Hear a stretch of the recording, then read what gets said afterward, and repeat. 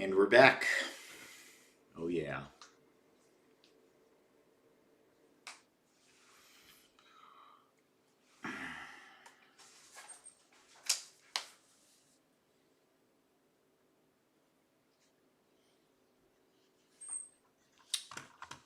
Multi-chant. Oh, it has both. Okay.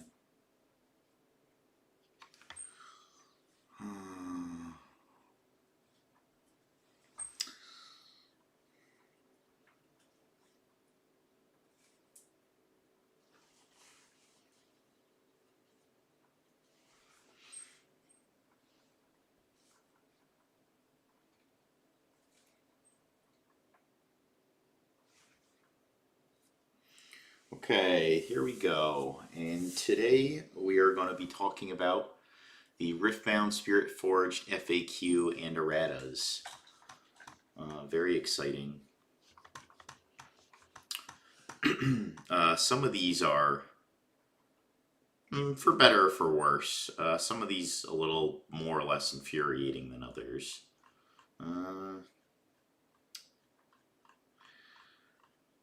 Get all the boring ones out of the way first, and then we'll do the fun ones. So, some of these don't really matter.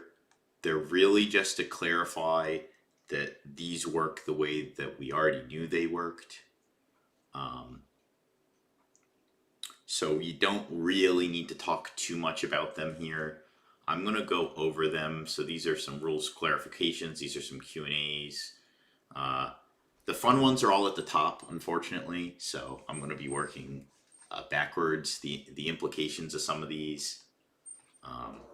So I'm gonna work a little bit more backwards here. So let's start. We're gonna start with Yon Blade Master. Pretty much. I'm gonna read you some of these. Some of these are not. I'm just gonna paraphrase them because I don't need to go through all of them. But pretty much Yon just they needed to clarify that it being open battlefield is different than it being uncontrolled, so that like it was a little ambiguous on how its effect kind of worked, like they said here. So they just pretty much clarified. They changed the wording to clarify this is how it's supposed to work, pretty much. Doesn't actually change all that much for the card itself, just kind of a small clarification. Doesn't really mean anything.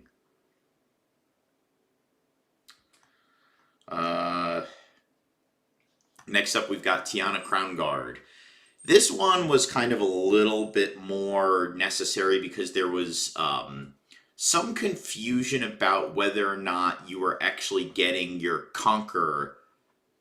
You were getting your Conquer effects when activating when Tiana Crown Guard was on the field, and people didn't understand if you were supposed to get your hold triggers or you're not supposed to get your hold triggers. So this one kind of just clarifies whether or not you're actually supposed to get your hold triggers or conquer triggers, which the answer here is yes. You do, in fact, get your conquer triggers. I think they did actually a pretty good job of explaining it. Is Tiana doesn't impact anything until you attempt to reach for your score pad. So I think that was a great way for them to explain it, and I actually think this clarification made sense and was kind of necessary, so it's kind of cool that they did that.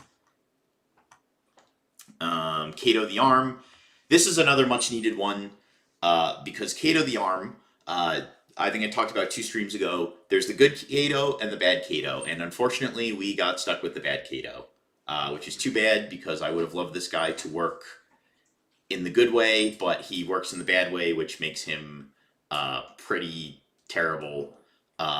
Before, he did not say another unit, he just said a friendly unit. So he could actually target himself with the old text, which actually made him almost playable. I would argue that he was actually playable. Unfortunately, with the new text, and we kind of knew it was coming already because the way they were playing him in China, he can no longer target himself, which makes him nigh unplayable in my opinion. So that is unfortunate for Kato the Arm, but I mean, better luck next time, buddy. Next we've got Jaxed Unmatch.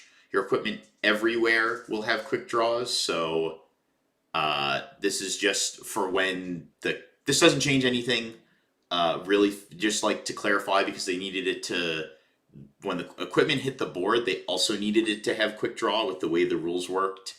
So they needed to clarify that it needed to have quick draw when it hit the board and not just in your hand, so that it could actually equip to the unit when it hit the board. This has no functional effect on the card. Didn't really clarify anything for anyone, I don't think. I think we all knew how this worked, so yeah, don't think there's much to be said about that.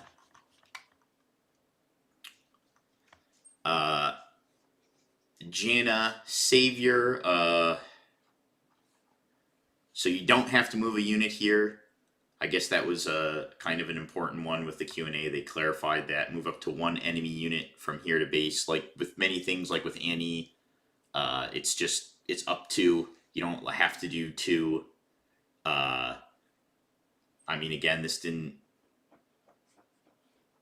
really matter. I guess it just clarified so that you could actually heal the unit without an enemy unit being present, which is nice and all, but it didn't really make much of a difference, I don't think. Edge of the Night. So this is the funniest one in my opinion. Is that they actually printed a card that functionally didn't work with their rules, and I think Colin had brought this up pretty much every single stream we had where this card got mentioned, that this card does not work because the way that Hiddens worked was the Hidden would actually send it back, and then it would send it back to the base, and then you couldn't equip from base to battlefield at instant speed or whatever the clarification was. So pretty much it says, it just has the word here now. So you know now that this functionally works. I mean, again, this didn't really change anything. Everybody knew this card was supposed to work. It's just like funny that their own rules didn't actually work with this the way it was worded, and it was just kind of an oversight. So I mean, this one works the way it was intended to. So this one, it was super controversial with the set players. So Death Grip was one of, apparently in the judge chats, this was one of the most disputed cards, because people are like, well, does the first guy require the second guy? Does the second guy require the first guy to target? This card, kill a friendly unit, give plus might equal to another friendly unit. So people are like, well, do I have to have the first target to have the second? And Colin talked about this a little bit on one of our streams, that I think it was like the first one was required, but the second thing was not. Now the draw card is independent. Here's where it gets, this is where all the set players were raging. This is where this ruling actually is super relevant for this card, is that before you could kill the unit and just like hidden blading a guy and then saving it with Zonia's or saving it with Set, you would still get the effect. Now, because it has this wording, this if you do wording here, this very nice if you do wording, Set actually can't use this anymore. Set can't kill a guy and save it, which was actually really big, because something that Set could do, especially if they were in both battlefields, is they could, like, for example, they have like a Set Kingpin and a Fiora. Okay, the Set Kingpin's gonna die to combat anyways, and I know my opponent's gonna come to the other side. Well, I'm gonna use the Death Grip to sack my Set Kingpin that was gonna die anyways. I'm gonna save it. I'm gonna pump the Fiora, and now my opponent can't come to this side, which is huge. Or vice versa, I need the Fiora to be able to gank into a big battlefield. Okay, I'll sack my Set Kingpin in the back, maybe that's already tapped and can't attack this turn, to have Fiora gank over. There is a lot of utility with this in Set, and this is actually now just all down the drain. And the Set players, especially the ones in our Discord, were quite upset about this, to be honest. I was kind of shocked how upset the Set players were about this change. But apparently it's very impactful. I personally have not played a lot of Set. This set I've played a little bit, not a lot with Death Grip either, so I didn't realize how impactful this change was going to be to them. But yes, this has been a serious nerf to this card in terms of its Set playability, and apparently this was a pretty big contender for Set in Spirit Forge, so kind of sad to see it happen. But I also think that I actually like that they have more of these if you do things. Like, I never liked the Hidden Blade could kill a guy and then Zonia's or Set could still save it and you would still get the draw too. I always hated that interaction. I was never a fan of it. I understand why it works the way it does. I just never liked it. So I'm kind of more of on the side of I like more of these if you do type abilities. I think they should do more of these more often, to be honest. Blood Rush, yeah, it should say this turn on it. Like, typically in most card games, we don't ever see pumps that go infinite. Like, they don't, like, it that are not equips. You don't see, like, a pump that's going to pump a guy or give it an effect text forever without equipping to it. So, like, yeah, I mean, this one was pretty obvious. Just another, like, yeah, same thing as, like, Convergent Mutations, like... Okay. So now we're getting to the fun. I'll move up to the fun ones. So here we go. We're coming back from the top. We're getting to the actual fun ones now. So blah, blah, blah, blah, blah. Where's the we're sorry? So Falling Star, Acathian Rain, and Deflect. These are the big ones. These are the ones that should have worked this way right from the beginning, and I have no idea why they didn't. So they've finally removed these shitty, unbearable, I have to explain to every single new player, reflexive triggers from Acathian Rain and Falling Star. And reflexive triggers still exist in the game, but they don't exist on two of the most played cards in existence now. Which is great, because, like I said, now I don't have to explain to every... Dick, Joe, and Harry that walks in the door at my locals that I do not go to, how Falling Star works. And how all these interactions work when I'm playing in a tournament, that it's like, oh no, you played it and you retreated after the Falling Stars entered the stack. Like, no, we're not doing that anymore. So let's talk about why this is, let's talk about the Falling Star one, and where this is a buff and where this is a nerf. So the change is very simple. Falling Star now, instead of... Falling Star before pretty much said this. It was a spell, for those of you Magic players out there, it was a spell that effectively said, put 2 lightning bolts on the stack. And for those of you non-Magic players, it was a spell that said, put 2 instances of 3 damage on the stack once this resolves. So it would resolve, and then 2 instances of 3 damage would enter the stack. So you'd have 2... technically 3 reaction windows, which would be before the 2 bolts entered the stack, before the 2 bolts, once the 2 bolts targeted, before they hit anything, and then after the first bolt hit something, before the second bolt hit something. And this was just so cumbersome and annoying to explain to new players how this works. It also made for some weird interactions, but we'll get to that in a sec. So now they just says straight up, like it does in every game that multi-targets, hey, deal 3 damage to 2 units. So you will now cast your Falling Star or your Acathian Rain, and you will, with Falling Star, you will just, these are the 2 units I'm hitting. There's not this weird, invisible, floating meteorite over my head that's going to split into 2 after I've said the meteorite resolves, and now its little meteorites hit my guys. Like, no. It is just very simple. It is just, you are targeting 2 guys upon resolution. So let's talk about where this is a buff and a nerf. And Acathian Rain's more of a meme. This is like, they're going to put this on a card text. When I cannot wait to own the Wave 3 Set 1 Acathian Rains that say, deal 2 damage, deal 2 damage, deal 2 damage, deal 2 damage, deal 2 damage. Like, you couldn't have made a better way to word this. Like, come on. Seriously? Like, this is the worst worded card I think I've ever seen before. Like, it is just absolutely awful. I do not understand it whatsoever. Oh, I didn't even know there were supposed to be images. Lol. I had no idea those were supposed to be there. Even funnier. So yes, the Acathian Rain, I don't even know what this is going to look like. Is it literally just going to say, like, they've been memeing this all morning in the community. Like, I do not understand even one bit why this works like this. Like, I could not tell you why. I have no idea why they chose this wording. It is just awful. Falling Stars is fine. Deal 3 damage to a unit, deal 3 damage to a unit. Very simple. But why do I have to have 6 lines of text? Like, come on, man. This is This is ridiculous. It's not confusing, it's just cumbersome to read. Like, God. So, anyways, let's get into the nerf buff situation. So, let's talk about the buff to Falling Star first. So, you're probably wondering, okay, Falling Star, this isn't a buff, this is a strict downgrade. But there is actually a scenario where this does make Falling Star a little bit better.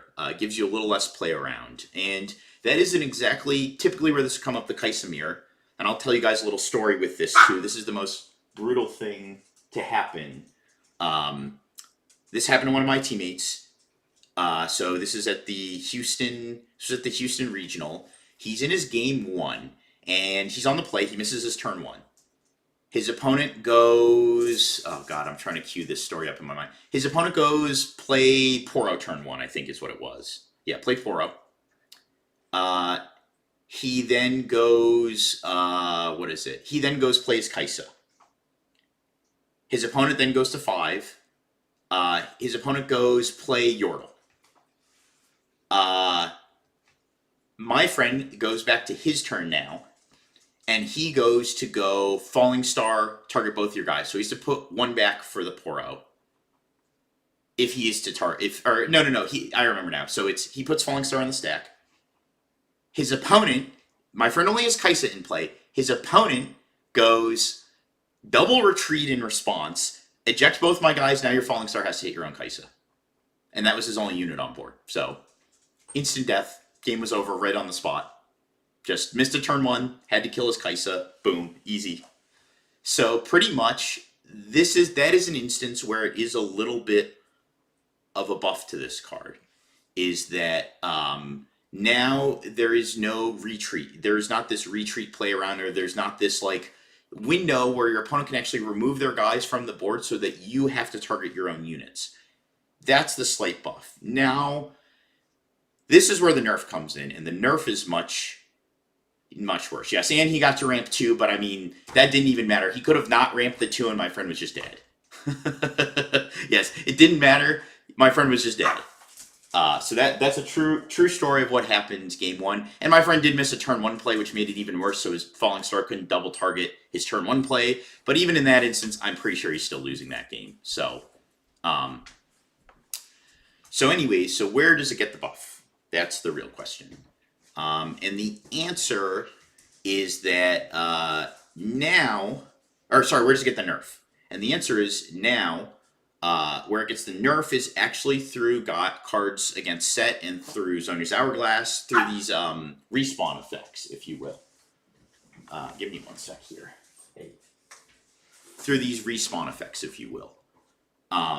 And where it gets the nerf is now, because it double targets, it doesn't go one instance and then the next. It's doing all the damage at the same time. So if let's say you target a 3-might guy and you want to target it twice. This is the best instance where it gets better. I'll give you an example. My opponent is Aurelia. They go turn 1 Zhonya's, turn 2 Stellacorn Herder. Okay, well, with the old rules, I could double target that Stellacorn Herder. It'll take 3, and then the Zhonya's will proc, and then it will take another 3 from Falling Star. Now, though, the Falling Star will just hit the Stellacorn Herder all at once, and the Stellacorn Herder will actually get procced and saved by the Zhonya's, which is a humongous difference. So now, before where there was play around these types of lines using the Falling Star, it no longer gets through the Zhonya's, and this applies to Set too.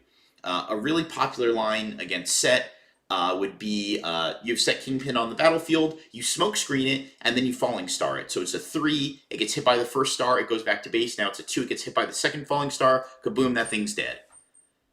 This has also nerfed that interaction too, so now Set's got a little bit more legs to stand on, especially against multiple Falling Stars, which was another issue that it was having before. So these shrink interactions. The second is Not So Fast. This is a spell that targets now as opposed to a spell that's putting an ability on the stack. Before, Not So Fast could only target one instance of Falling Star. It couldn't, because that big meteor coming down that splits into 2, that big meteor wasn't targeting anything. It was just saying, I'm going to split into 2 little meteors, or 2 little stars. And Not So Fast would say, okay, well, that meteor's not actually coming for anything, so I can't negate that. and it would have to wait till the two little stars to split up and go, okay, I can stop one of those stars because that star is targeting, but I can't stop both of them. Now, instead of being one big meteor, it's just right from the get-go, it's two little stars coming, one meteor making two little stars, and Not So Fast goes, I'm going to stop the big meteor now. There's no more breaks off. There's no little, I can only stop one of the little stars. It's just stop the card, period. Which is another huge nerf to this card. Now, I am happy to see this because I detest Falling Star. I cannot stand this card. I think it's one of the best cards in the games. I absolutely hate this card. So to see it get sort of a nerf in this manner is kind of, I like it. I do think these respawn effects are a little too powerful, so that's a separate subject, I think. But I do think that I do think I am happy to see that the Falling Star isn't just like the end-all be-all to everything now. Being able to be fully Not So Fast is great for the green decks. Being able to not get through Zonias, it gives the green decks a lot more play, I think, now into decks like Kaisa. Even Draven decks play this to some extent, like the Miracle Draven, I think, plays one of this. Some of the Draven decks we've been playing with, the original versions play it, so does have any applications to set 2, set 2.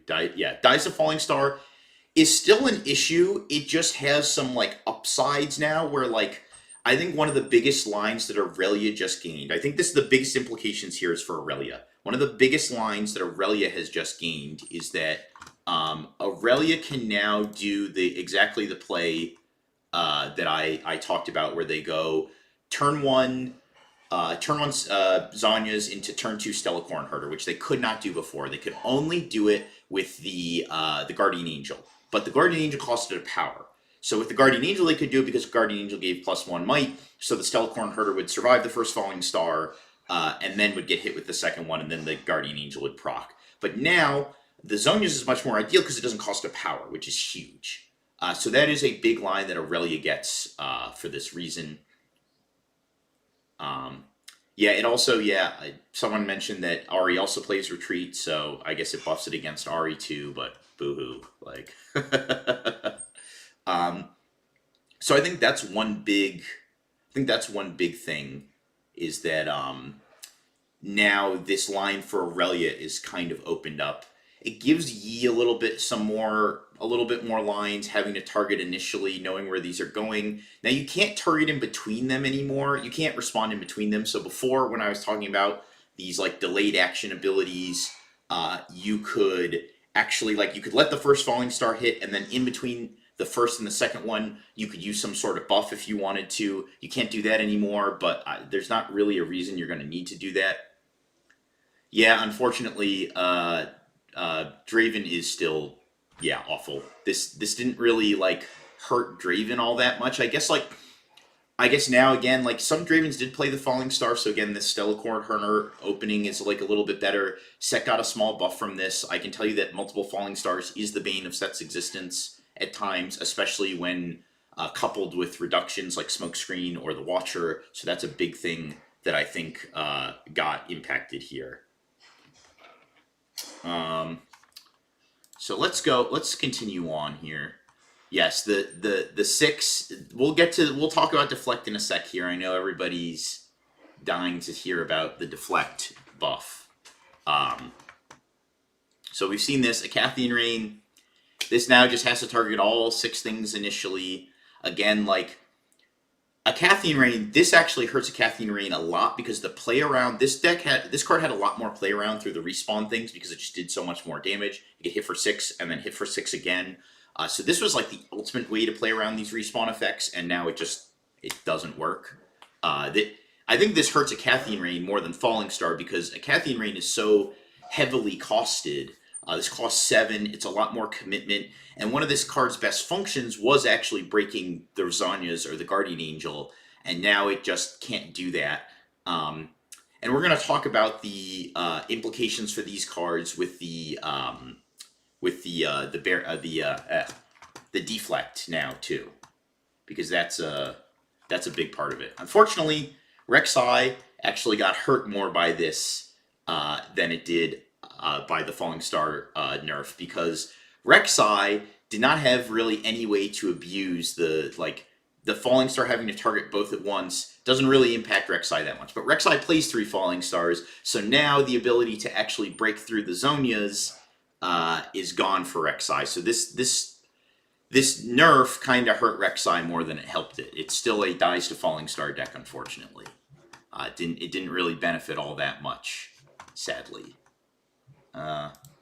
So next up, let's talk about it. So yeah, Singularity is now the new Rain. Get your singularities your foil singularities while you can. I think this hurt Rain just enough where now, like, especially if green decks or these respawn effect decks or set decks are in the meta, I think this actually hurt Rain just enough that people start maybe considering not playing as many Rains, or like maybe one main, maybe they're in the side, you'll see less builds with it. I think this hurt it just enough. Okay, so next up, we've got... Okay, these I'm not even going to go over. All this is saying is just that cards that flip off the top of the deck and have to be cast have to go to the banish zone first, because what happens if they ever printed an effect that said, like, cards cannot enter from anywhere but the hand or something, or like something to that effect, where they would have to go somewhere. It's the same thing with Aurora. When Aurora flips, technically it banishes the unit first before attempting to play it. It's the same thing with these Rek'Sais. Again, this is just like a future-proofing thing, so that if they ever printed something that like made it so that this card got removed, couldn't come and play for some reason, it had somewhere to go instead of just floating in this invisible third dimension or whatever, or fourth dimension. So these don't matter. Let's find Deflect. Where's Deflect? So they've added some reflexive triggers to these cards. Arise, Rel. These things don't really matter. They're just like kind of there. They're just like things that are happening after. I don't think there's much reason why these actually matter, so I'm not going to talk about them too much. And then next up we've got, where is the Deflect? I know Deflect was in here somewhere. Man, Deflect. Okay, so I was hoping they'd have a picture for Deflect, but I guess I was working without pictures before I refreshed anyways, so. Okay, so here it is, Deflect. Each time they choose me. Where did this change? Change in 2 instances. And this is a buff for Deflect. So the first one was like this. So reflexive triggers, let's say they only had, so this is a great example. Let's say my opponent has Deadbloom Predator on board. I would like to cast a Cathian Rain.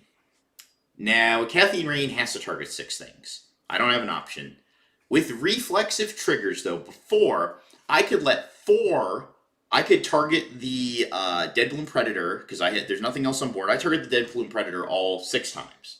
However, I could let the first 4 hit to kill that Deadbloom Predator and pay my 4 power. And then for the next 2, you could do this with just reflexive triggers only. I could say, I'm going to let the next 2 fizzle. Because of the way reflexive triggers works, because these targets were being put on the stack forcibly after the resolution of our big meteor that split up into parts, you could actually say, I'm going to let the first 4 hit Deadbloom Predator, and the next 2 I'm fizzling. I'm letting them get countered effectively by the Deflect. So I'm not paying that extra 2 power. You've countered my 2 extra things, kind of like Ward and Magic for those of you that knows. Yeah, exactly. So pretty much how this changed now is that these are not reflexive triggers anymore. So if I want to play a Cathian Rain on this Deadbloom Predator, I now have to pay all 6. There's no exception. If I want to cast a Cathian Rain while Deadbloom is the only unit on the board, I'm paying my extra 6, so I'm paying a total of 8 if I'm in Kaisa and haven't used her effect yet. Whereas before I could do the 2 for a Cathian and then the 4 for Deadbloom and let the next 2 get countered. Can't do that anymore. Same thing with Falling Star. I could pay like the first one to have it killed if it was the only guy on board and it had 3 might, and then the second one would fizzle. This comes up a lot more with the Cathian Rain than it ever did with Falling Star, because there weren't usually units that were small enough to get killed by 1 proc of Falling Star that had Deflect, but with the Cathian Rain, this matters a lot. And this is where I think the Cathian Rain kind of got one of its other biggest nerfs, is that Now it can't up to, like, for example, target a Kiana. Let's say it's just a raw Kiana on board. I just really need to kill it. I need to just not die next turn. I need to kill this Kiana. Well, fine. I'll just target Kiana twice. I'll pay my 4 power and just move on with my life. Nope, can't do that now. Have to pay everything. And I think that's one of the biggest hits to Cathedral Rain, is forcing it to pay everything. Here's the second part to this change.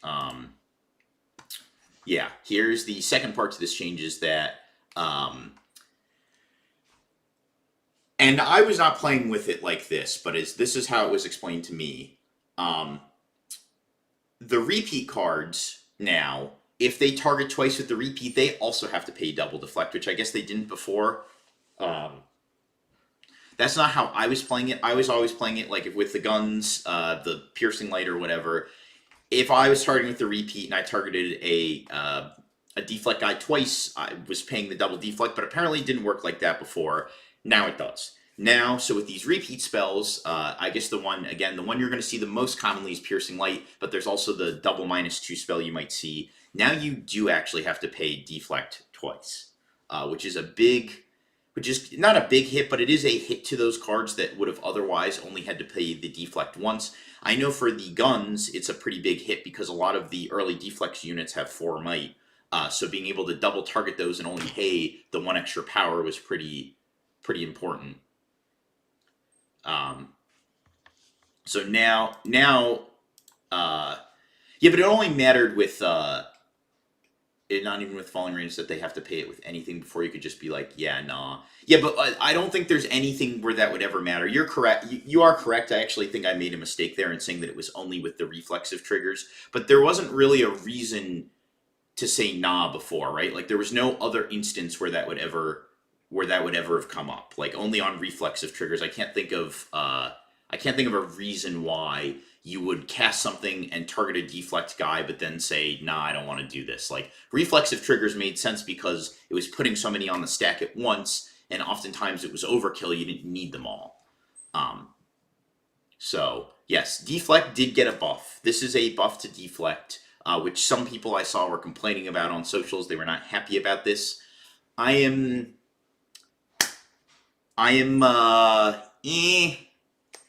like not upset about this, but because it did clarify an issue that I think this had. But I don't think deflect should work this way to begin with. I think the buff here is like negligible to the bigger issue, which is that I think deflect is a little, it's maybe a little too good in this game. I know it's weird because we already have 1 hexproof unit. I don't even think that unit's very good, but I do think that they they're kind of handing out deflect a little too liberally, in my opinion.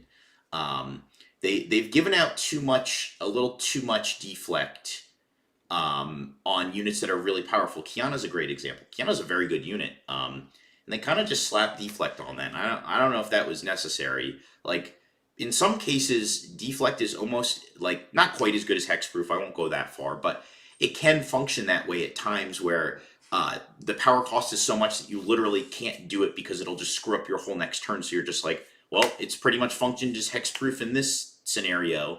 I think like things like Pouty Poro is a great example.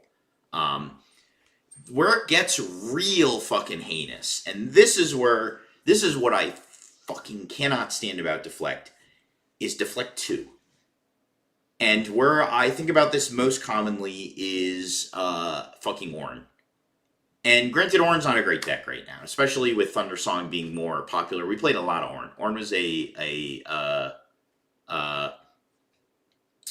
Ornn was like kind of like a pet deck. We had a really good build. We have a really good build. And until Thundersong came around, it was like a real contender. But now that Thundersong can just like stop the whole turn, and now you can just like push the Ornn out and you can't respond, it's like, okay, this probably isn't a deck. However, Ornn's biggest issue is that the biggest issue playing against Ornn is when you get the Svellir Song, or the little flute weapon thing that he has, it copies his deflect 2. And now this guy might as well be hexproof. In fact, in some ways it feels even worse because you'll gamble and you'll be like, all right, I'm going to try to fight or flight this guy. I'll pay my 4 power. Oop, they have Defy. well, now I just wasted 4 power to even gamble. It's like almost like hexproof is, yes, hexproof is strictly better, but the deflect actually creates more feels bad situations because it's daring you to try and then get punished anyways. So like it's hexproof is better, but deflect creates more feels bad situations in my opinion, in my personal opinion, where you do actually wager the land, like you do wager and go, okay, you're giving, I have the opportunity, unlike hexproof, but in doing so, I actually get punished more when you do have the out, and it creates this like feels bad experience, especially for newer players. And Ornn exemplifies this the most because this guy's getting deflect 4, deflect 6, so you're literally risking your whole game to try to target this guy and win. So is it limited more towards orange, or is it split across colors? I think orange is, I think the color we see the most deflect in for sure. I think there's some in green. Green is like the next thing that gets it, but it's a lot of orange. I mean, I think yellow has a little bit, like Fiora has deflect in yellow. So we've got it like sort of spread out. We don't really see it. We see it a little in red, like Pouty Poro has it. But I think orange is where we see it the most, yeah. So going through replay plus triggers, use so far, just draw a card if you need it.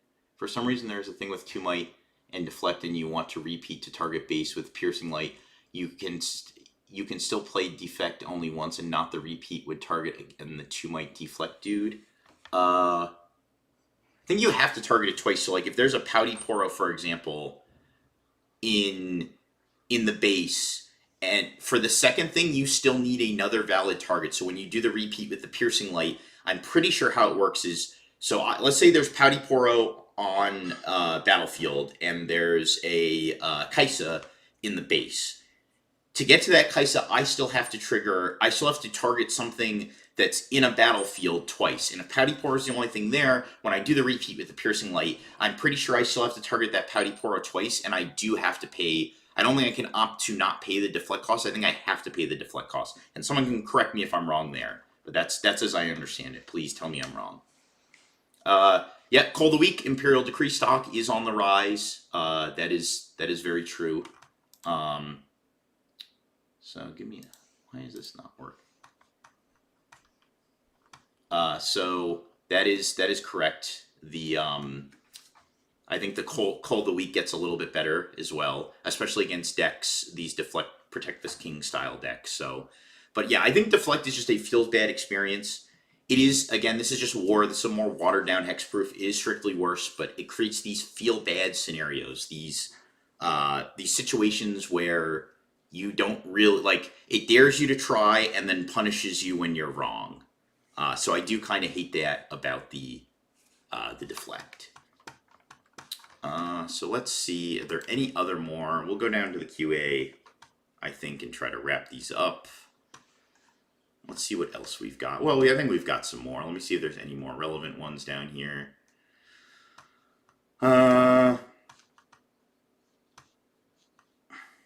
So Forgotten Monument, this is a funny one, does not work the same as Tiana. You don't get, with this one, you do not get.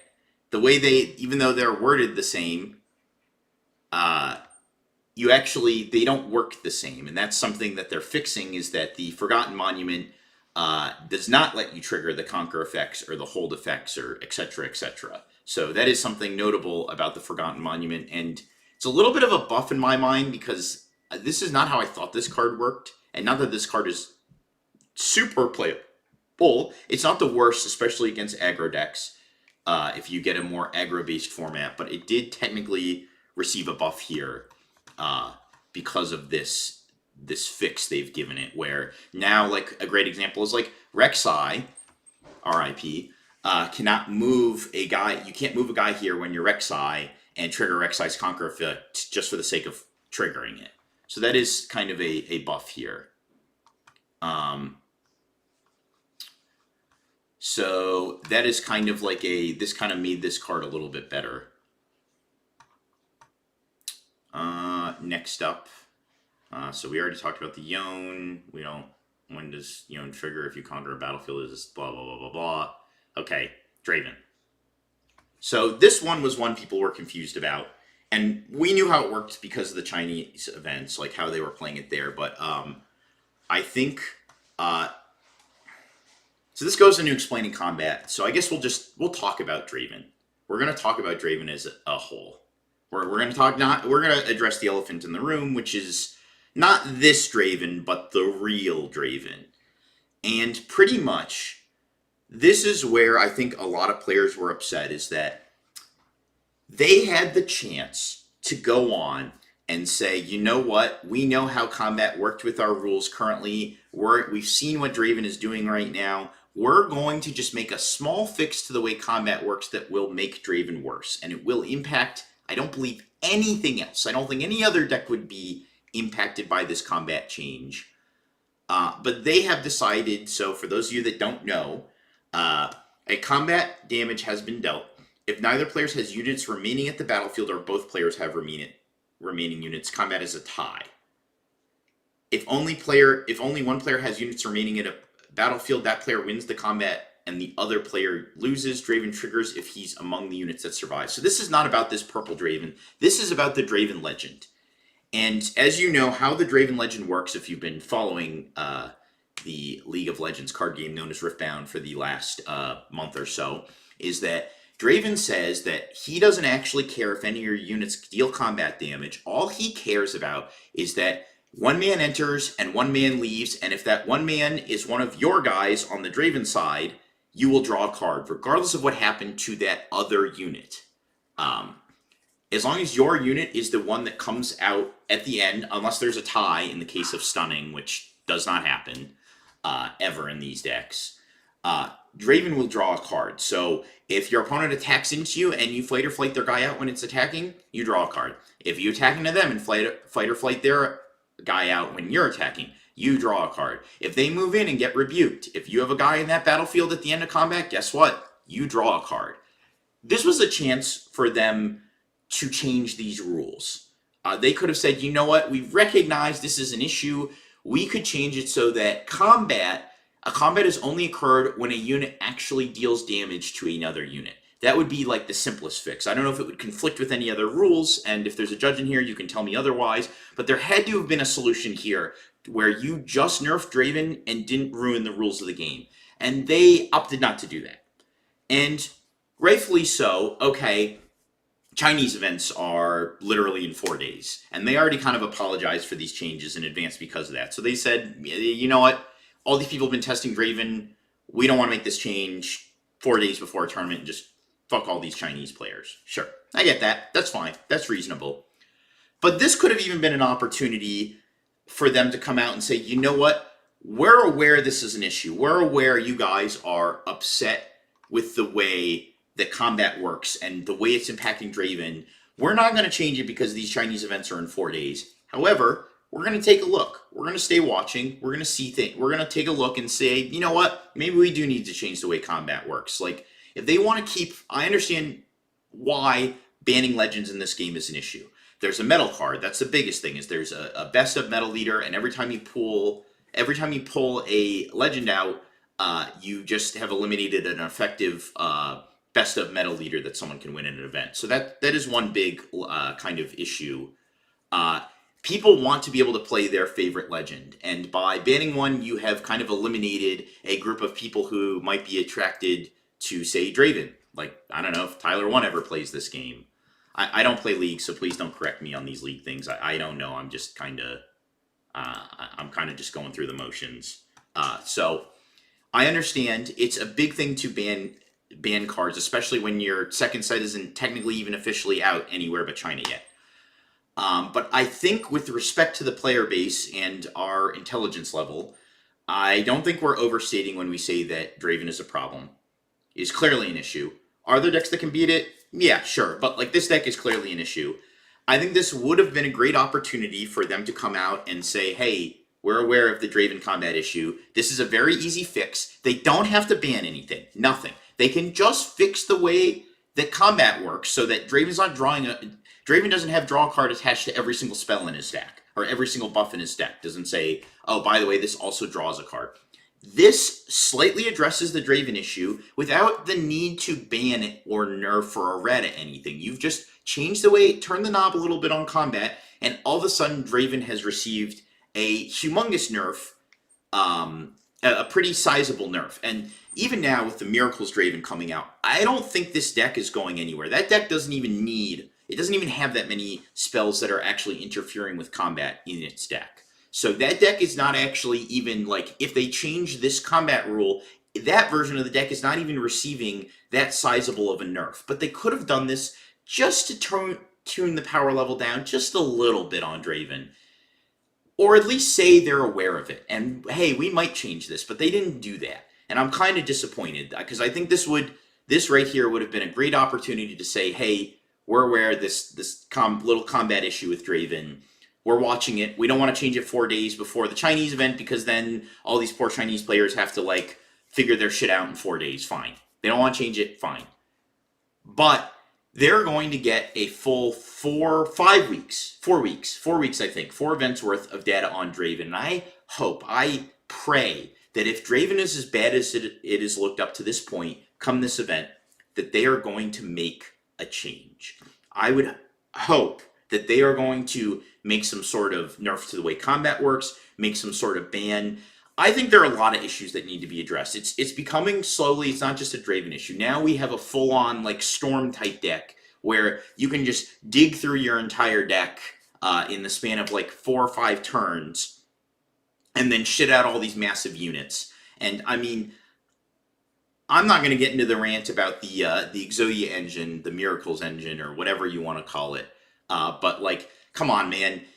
You got all these Magic pros working on your team, and you couldn't figure out that a 0 mana card that looks at 4 cards and draws 2 was going to be an issue. Like, come on, we're not quite at, like, Dig Through Time Treasure Cruise level, but, like, you had to have known you were playing with fire. Especially when you printed all these ways to bypass that cost. Like, you've now printed this, like, dangerous level of, like, we've got Ponder, a card that's banned in, like, every format. We've got the Called Shot, which is, like, mini Dig Through Time. In some ways, it's better. It costs 0. And then the cost on it is bypassed by all these other issues that you have. Like, man, I don't want to sound, because I'm not, this is not a doomer thing. This is not me saying game's cooked, go play something else. This is just like a very obvious issue. Something that should have clearly been caught in playtesting. We now have a deck winning an event that has next to 12 zero-cost cards in it. How do you have all these Magic pros on your team? You know what? Fuck it. You don't even have Magic pro. You don't even have Magic people on your team. You just have people who've been around card games for a while. Well, as someone who's been around card games for a while, 0 mana cards are the biggest issue in any card game. You invent a mana system, and in set 2, you've already made a deck where you've already made cards where a third of a deck is now just bypassing your mana system. This is, you've got Called Shots, you've got Rossas, you've got Battering Ram. God, I'm sure I forgot. There's another one in there that I can't quite remember. But, like, you have all these cards that are effectively bypassing a mana system that you've made. And what are the 2 worst things that you can put on a 0-cost card? Make mana, draw cards. These are the easiest 2 things. The things I always say about 0 mana cards is this. They're either completely unplayable or they're broken, and it's almost impossible to balance them. It's very rare you get a 0 mana card where it's like, yeah, this is alright, this is like a sideboard card, this card's playable. No, they're almost always somewhere of unplayable or broken.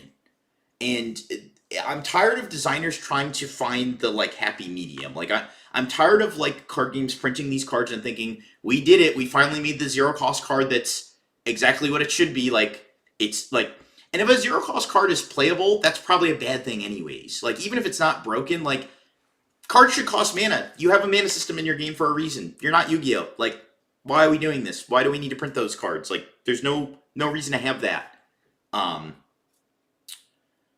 Yeah, how do you make 0 mana cards more effective than 12 mana costs? Like, exactly, that's my point. Think about, like, Volibear. Like, Volibear costs 12 mana. 12 fucking mana. And the only decks that play that guy are guys that can play him for 0. And even then, he's getting cut. I cut him for my Aurora deck. I don't even want him. Like, He costs 12, brother. And he does not do, he probably, on average, will draw you less cards than the called shot that costs 0 will. So, like, now I could just play any like 13 or 10 might body or whatever. He's a 10 with shield 3. I could play any 10 might body and play a called shot with it, and that's better than Bala Bear. So I know that's a bit of an oversimplification, but right, like, also, yes, like, people are, I was talking about the time issue last time. You know how bad the time issue is going to be when you have to fucking call shot 2 call shot again 2 stack your deck, stack deck 3. Oh, no, stack deck 3. All right, now I need to figure out how to sequence my my Rasas and my battering rams for the turn. Oh, you have to keep a storm counter now too because of the battering ram. So, like, great, can't wait to, like, that's gonna be fun. Hey, can you please use the dice to keep track? No, I think I played 3 guys this turn. No, I'm pretty sure you played 2. So no, like, these things are just like so many issues with these printing these powerful cards. Like, I don't understand why they're printing 0 mana cards already. We're in set 2, and we've already made 0 mana cards that draw cards. Like, this engine will be an issue. Even if you get rid of Draven, you could just play this in Annie. Having played this Miracles version of Draven, this could just as easily work in Annie. Hell, this could work in Jinx. We're testing Jinx right now because we're like, that's a metal card leader. Like, who cares if our leader does nothing? Like, even Jinx 5 is like a fine chosen champ. Like, her just like anytime you discard, like with the Zon Warrens or with your Ezreal or whatever, you're just like, yeah, I'm gonna untap this Jinx and she's like Darius pretty much. She's just another Darius for your deck, like, except it's in the chosen champ zone. So yeah, it's like, it feels really awful that they've like now designed this like draw your deck package that any purple deck can fit. And we kind of saw it, we talked about it at the start of the set, and we said the one thing that we didn't like that it existed, but the one thing that we noted was that no one had really figured out a real win condition yet. But someone has now. Now with the battering rams, it's like Rasa wasn't enough before. Like, there's these downwell decks that do it, and the downwell decks are cute. We've played them. They have some good matchups. They're not tier 0, but they're decent. They brick sometimes. But now you've figured out how to put this engine in the best deck and give it a better win condition, which is now you have 6 free humongous guys. Like, 5 might is like the magic breaking point too, right? Because a lot of the units in this game have 4 might. Like, a lot of the units we see that are in non-Aurora decks are just 4 might units, the good early game ones. Kiana, the Noxus Hopeful, the Kaisa, like, all these like really good early units are all 4 might, and 5 is just the perfect breaking point. Draven, before he activates his effect, just 5 is the perfect number. And you now have all these guys. Yeah, 3 Rams and Rasas, that's, what's that, 18, 15, 33 power. And you just go through your whole deck. And then, like, to make matters worse, the Shovel just completed this loop. The last rites had completed this loop of like, okay, well, you're going to draw through your whole deck, but what happens when you play against a control deck and they run you out of guys, and now you have to suffer the consequences of them scoring a point when you shuffle your deck with a point, which, by the way, they actually can win the game with. So if they're at 7, they actually win. Well, here we go, last rites. Great. Now we can't even, now that it's a double, they thought putting 2 cards back in your deck was like that's a cost, right? Like, no. Now you can infinitely cycle your deck forever, and on top of that, every time you conquer or hold, you're going to get one of your Rasas or battering rams back. Rasa mostly because it's just free on the spot, whereas battering ram, at least, that's only when you conquer. When you hold, you have to pay the whole 5 for it, but like, it's still ridiculous. Like, the Shovel just like completes this engine.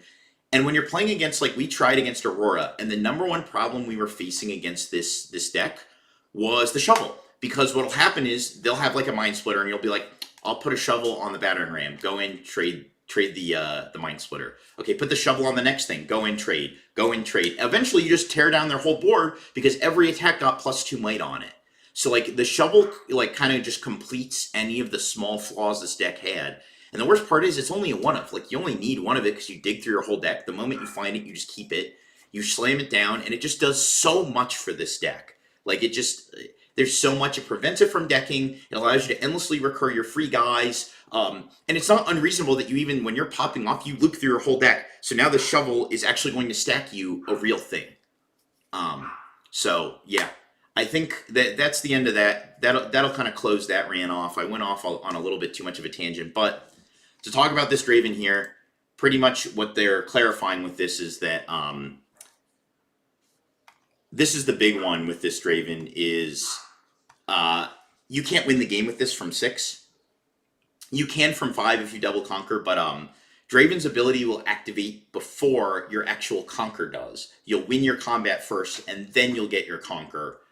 So that let's say you're at 6 and you kill a guy over a battlefield, Draven will trigger to get you to 7, and then the game will see you're at 7. But if you haven't scored on the other side yet, the game will go, okay, well, you're going to just draw your card. So that's what they were clarifying on this. We already knew this because of the Chinese events, but not everybody was aware of this. This is kind of a worthwhile clarification. Pickpocket. Can I kill a gold token? Yes, you can kill a gold token. This is true because it is technically a gear, and it costs 0. It has no specified cost, so it costs 0. Wooey. Rumble. The fun ones are done, unfortunately. Those were all my fun rant things I think are done. Can Rumble choose a mech token to recycle? Yes, he can. They're recycled to the main deck. Runes are recycled to the rune deck, but tokens aren't either. We'll be clarifying. Blah blah blah. This is just in every game. Where do tokens go when they die? Straight to hell where they belong. Sveller Songer. This was a kind of important one. We already knew this, but it doesn't copy the text of other weapons or other gained effects, which is really important because then the Sveller Songers would just like infinite themselves, or like the treasure maps. Now you would get the 2 of the treasure map. So this would actually make Ornn like crazy. Aphelios, a card that I've not seen anyone play ever. Cards that reduce. I'm going to be real with you. I don't even think this matters. I'm not even going to read this. This is a too long didn't read for me. Okay, so this is an important one. 0 might units. How do these work? Kind of like magnets. You kind of need someone to explain this. And so pretty much what this says is that, 1, to clarify, units that go to 0 do not explode anymore. They never exploded, but they don't explode. Unlike in every other game that ever existed. And I think they didn't. I'll say this. The reason in set 1 that all these cards that can't go below 1 might is because I promise you, without even knowing this, I don't know if they've admitted to this, without knowing this for sure, without someone confirming this to me, I promise you, in their testing process, that they thought that they were unsure if units going to 0 might would actually kill that unit. And so they designed the cards accordingly, which thank God they did, because all the might modifying cards in set 1 that are played are fucking broken. So having that limit on them is pretty good. Watcher, Stupefy, Smokescreen. I'm glad they all have that limit. That was whether what they intended or not mattered, that was a good fix, in my opinion. However, in this set, all the might modifying cards are kind of lackluster, so I'm glad they can go to 0 now, that they've discerned that, because they've now decided that no, units going to 0 does not kill them, and as such, we don't need this little buffer thing that would have made all the minus spells super broken. So it's nice, but I promise you, in their testing, they thought when these units went to 0, they were going to die. And then once they decided against that, they changed the way they all worked so that you could put guys to 0. So units at 0 need to take some damage. Here's the second part. Yes, Sour Patch, we're getting to that. So units cannot go less than 0. However, when they are modified, they do go less than 0. But for the purpose of dealing damage, they deal 0. However, if a unit is at minus, so let's say I smokescreen a 1, or not smokescreen. Let's say a Frigid Touch a 1 might guy. Well, now it's at -1, right?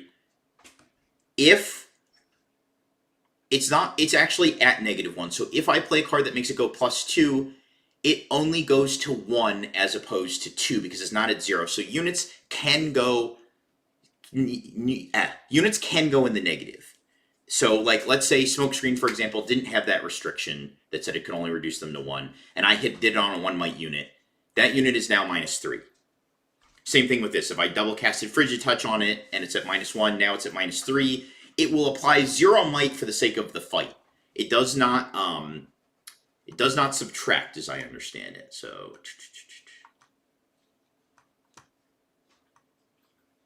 yes, so the negative might is counted as 0. So it doesn't subtract from your total here. Like it's not truly -3 in terms of its fight power.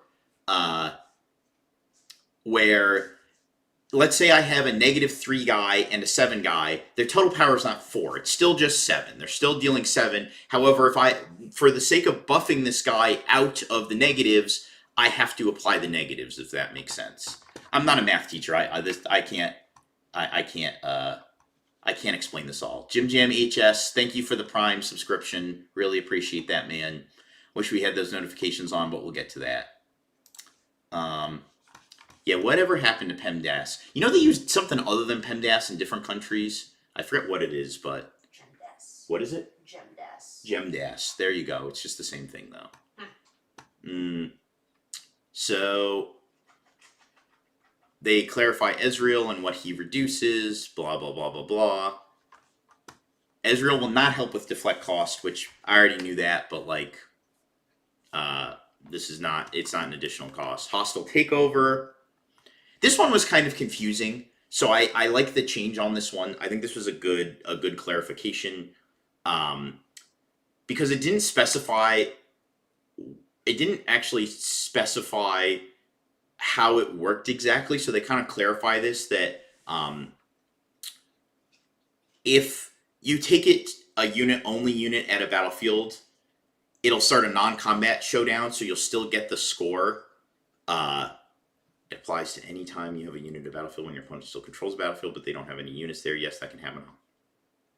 Okay, so it's like a little confusing, but they just kind of clarify what it means and where that unit goes. Because we were a little confused about when you take control where the unit actually went, if it stayed in the battlefield. So that was kind of nice. Yes, very good. Temporal Portal, or Find Your Center. This is clearly an error, right? Please fix this. Temporal Portal, which is not pictured here. What spells does the repeat cost? Is it the entire effect if I use Temporal Portal to find your center? Oh, okay, this is what... They wanted to talk about Find Your Center, but instead of... Okay, I see where they messed up. So they're using Find Your Center in the example, but instead of using Temporal Portal and Find Your Center, they just posted Find Your Center. So Temporal Portal, if those of you don't know, is just a card that says, tap it, your next spell gains repeat equal to its cost. So, it's like asking, does the cost reduction happen once or twice? Does the final spell cost 2 or 4? Find Your Center's cost reduction applies only once, and then the final spell is 4. Its base cost is 3, plus its repeat cost of 3, plus its minus reduction of 2. So pretty much they were just clarifying what happens when a spell with a conditional reduction occurs with repeat, and the answer is you will have the 2 repeat you'll have the 2 total cost and then the minuses. And then they're specifying that Weapon Master is meant to be optional. The core rule says it's mandatory, blah, blah, blah. We always played as an optional. Yeah. So, yes, gemmed ass. Yeah, that's gemmed ass. You've got it. That's the correct understanding of this. So I think this is all of them. Like, I think in summation, for those of you who are just joining us, the important ones are this. Draven still draws off the combat. They're not fixing that or hinting that they're changing the way combat works, so you can suffer forever. Kato the Arm cannot target himself. Death Grip, sorry Seth Enjoyers, get fucked. You have to actually kill that unit to get the buff from Death Grip. You can't just save it with Set or your Zonias or whatever. Reflexive triggers don't matter anymore, thank God. Or they go back to cards that hopefully don't matter anymore. There's an invisible banish. This doesn't fucking matter. I'm not going to explain it. And then the big one, Falling Star got nerfed. Icathian Rain got nerfed. Deflect got a pseudo buff. All is right in the world. Hooray, hooray. I still wish they would get rid of this fucking card. God, I fucking hate it so much. I think the world, like, cue the civilization would be better meme without the existence of Falling Star. I cannot fucking stand this card. I just wish it didn't existed. Draven 2, fuck Draven. God, this guy is fucking awful. But yeah, some of these clarifications are nice. I think that I do like that they have changed this Acathian Rain Falling Star thing, so that's a cool one. As for buff and deflect, I mean, feel free to tell us in the comments how you feel about that. But I just think deflect's too good. I don't think this buff is put it over the edge or anything. I just think it was already like they threw it. They just use it. They give it out too much. So yep, and that'll conclude our stream for today. Check us out this weekend, Friday night. We are going to be streaming the first ever Chinese regionals. Very excited, very happy to show some Draven versus Draven action. Maybe we'll get a Kaisa or an Aurelia in there occasionally. But yeah, so tune in Friday. We will catch you guys later and see you next time. Thanks for coming out.